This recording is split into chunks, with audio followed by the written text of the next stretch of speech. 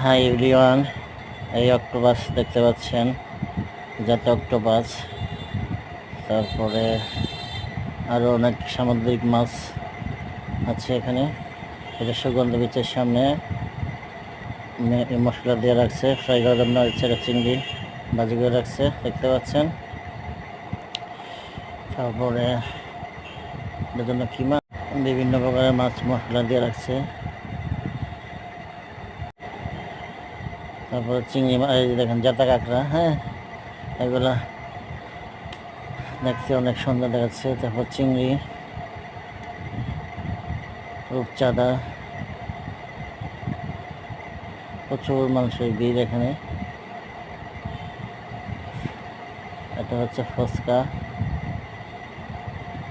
Uncle বানাচ্ছে খুব ঝাল করে, সেই স্বাদ। চলে আসেন, বেশি ঝাল দেন,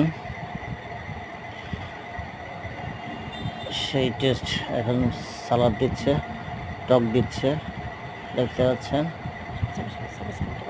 সবাই লাইক শেয়ার কমেন্ট করবেন, সাবস্ক্রাইব করবেন।